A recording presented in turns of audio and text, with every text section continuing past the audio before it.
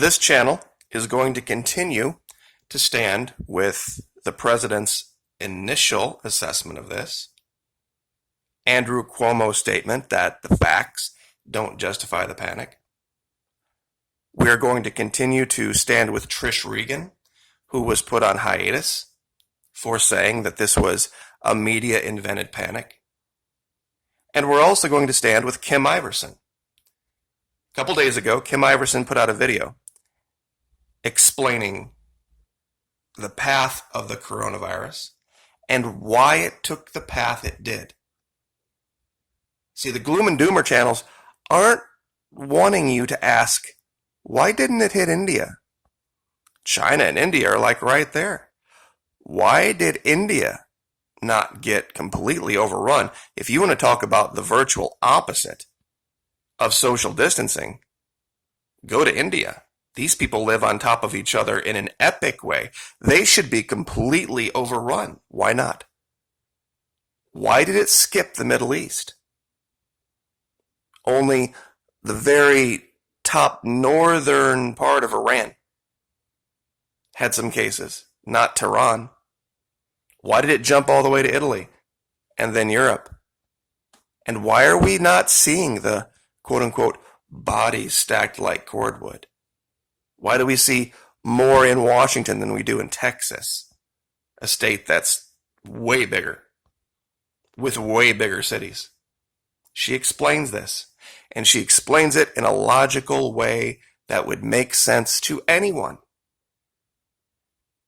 So if you have a chance, Kim Iverson, just like it sounds, Iversen, not O-N.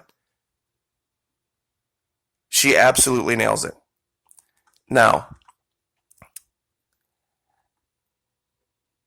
here's a map with the current numbers of what's going on. 904 cases in Washington, only 85 in Texas, only 10 in Oklahoma. What, does Oklahoma City have some magic that keeps it from showing up? 6 in Missouri. Florida, 155 cases, but once again, Florida puts through 60 million unique visitors to Disney World every single year. And yeah, it closed a few days ago, reopening in, well, let's see, what is it? 17th, reopening in 2 weeks. In 2 weeks. No cases of any kind in West Virginia. Clearly, they must all be immune. You see, there is a pattern. Has to do with temperature, has to do with humidity. Kim Iverson will explain it, and explain it in a way that makes a lot of sense. So, real quick, before I forget, let's do the numbers. There's that, and there's that. Okay, so on the left, as always, we have the numbers from the 7th of March, when I started doing these screenshots. It's taken 10 days. 10 days for the number of deaths to double. 3,562, little over double now, 7,400. But in that same time, cases 105 to 187. For the first time in 10 days, I can report that the number of people in serious or critical condition has actually gone up, not as a percentage, but as just a regular number.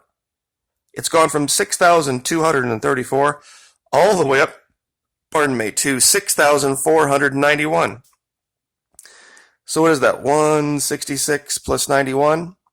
That's 257. 257 people on a planet of 8 billion. On a planet of 8 billion. And now that they have ramped up the testing, you're going to probably start to see that. But of course, they're not going to talk about how the percentage of people in serious or critical condition continues to drop like a stone, dropping by half over that 10-day period. And the true test of this allegation of exponential geometric growth. By Sunday, if that were true, you should see, let's see, 7,400. It took 10 days for it to double. So it should take 5 days now for it to double again. So by Sunday, we should see approaching 15,000 deaths. And we'll go back to this. If it were truly increasing in an exponential manner, if it takes 10 days to go from 3,500 to 7,400, then it should take 5 days to grow by the same amount, to double again. But it won't. I don't even think it'll grow by that amount. I don't think it will double, and I honestly don't think it will go up by 3,500 between now and Sunday. The cases, because of and remember, cases, every time you hear cases, and I'm going to say this every time I do a video about this, cases includes healthy people. People who have gotten it and got over it. You see, when they talk about other outbreaks and other things, they don't talk about the healthy people. They talk about how many people got sick and died. The people who got over it right now, or are going to get over it, 80,000 recovered, 92,000 likely to. So of this 187 that you see today, 172,000 of those people are going to be fine in a week. They're going to be perfectly fine. And that's what they're not going to tell you. Now, there's going to be a big lie about this in the future. And I want everyone to take note of this video today, because I'm going to tell you what the big lie is. The big lie in the future is going to be this. When they look back and report on this, here's how they're going to report it. Because of the coronavirus, the NBA had to cancel their season. And of course, without the details, people are going to make the leap that so many NBA players were sick they couldn't even field teams. Because of the coronavirus, they had to close all the restaurants in New York. And without the details, they're going to hope their audience makes the mental leap. They couldn't even get waiters and waitresses to show up for their shifts because everyone was so sick. When that's not the truth. The truth will be that they preemptively violated the Constitution and forced people to stay home, regardless of whether they were healthy or not. They strong-armed these businesses and sports teams into closing for fear of being, sued. Even though everybody wanted to go to the games, the vast majority of the players were healthy. The government stepped in and said, no, you can't go to church this Sunday. Sorry, you're not allowed to assemble peaceably. That whole life, liberty, pursuit of happiness thing, nope, not you. We'll arrest you now. You see, if this had happened in 2008, 2016, if the last president had told you, you can't go to church, you can't gather and assemble and worship how you see fit, there would have been anarchy, especially on this platform. There would have been militias standing up. There would have been people going to their churches and having giant lines of armed men out front. If the last president had done this.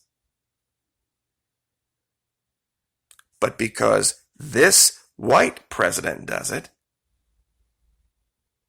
nobody says anything.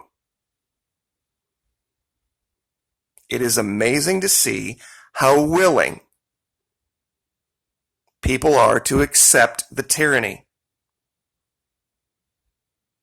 You see, they figured it out. Here's how we can get people to do what the government says without question. All we have to do is threaten to sick shame them. How dare you act in a way that might get somebody sick? Really? Real quick facts here.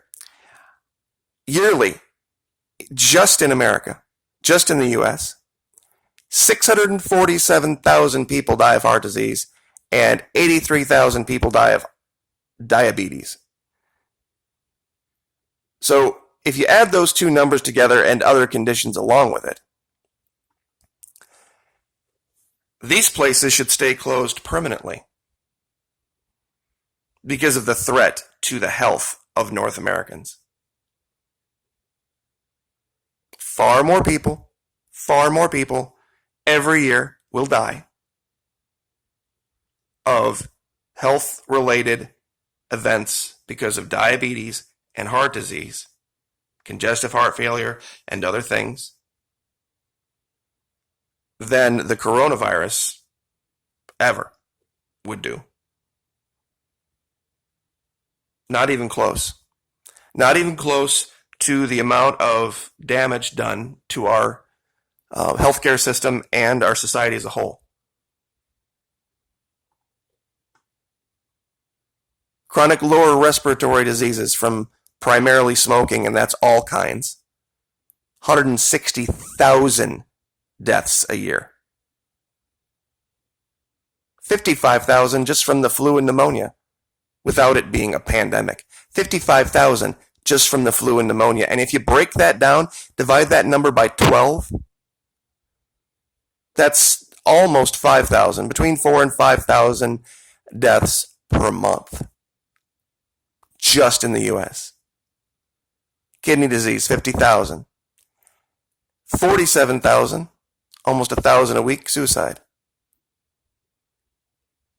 But those don't shut down the country, do they? Way to accept your tyranny. Has anybody said the Constitution was suspended? Nope. They didn't have to. All they had to do is just say, you don't get to do that. You cannot meet in groups larger than 10, meaning you can't go to church. They didn't have to say it that way, but of course, all of the pastors are willing to just bow the knee and acquiesce, just like the Bible said they would. You see, there is a mistranslation in the Bible, and it's caused a lot of people to not see the truth right before them. The Bible says they marveled at the beast. It didn't say they loved him, didn't say they worshiped him. It said they marveled. Marveled means dumbfounded, gobsmacked, unable to think clearly. That's exactly what's going on. They literally just told you, you can't go to church. They just took away liberty and the pursuit of happiness, enshrined in the Constitution as inalienable, granted by God, just took it away. And nobody said a word. In fact, some people applauded. The current leader finally acquiesced to the demands of the left, that tyranny be established in this country. Far worse than China. Far worse, definitely, than Venezuela. Tell me I can't go out and put my arm around my loved one. I can't kiss my loved one on the cheek. I can't go dancing I can't go out with a group of buddies and hang out. And now I can't go to church. Congratulations on your tyrant. Oh, but he just has your best interest in mind. So did Stalin. So did Mao, in their own sick minds. Have the best interest of everyone in heart. And if you really believe that, this is about election year nonsense. This is about the continuation of power. This is not the time to be thinking about third parties. This is not the time to be thinking about any kind of upsetting of the apple cart. Regardless of whether it's the parentheses R, parentheses D, we need to have a continuation of leadership. That's why we can't have any alternative voices, because it might cause an upset. My goodness, how far we have fallen. That's all they had to do was ask.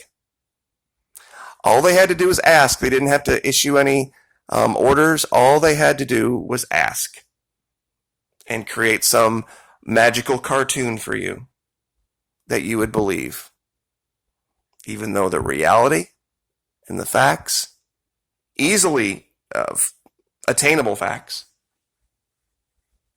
say otherwise.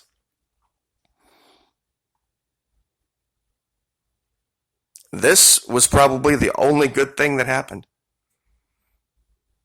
They close these places, you watch how much healthier this country gets. Nicole Arbor was right. They demonized her. They nearly destroyed that girl, but she was 100% right. 110% right.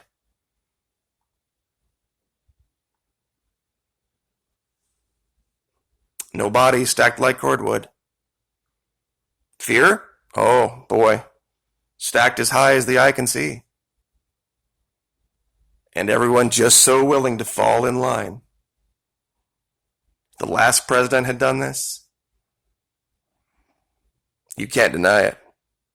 If the last president had said you can't go to church because people might get the sniffles, boy, oh boy. Think about that, guys.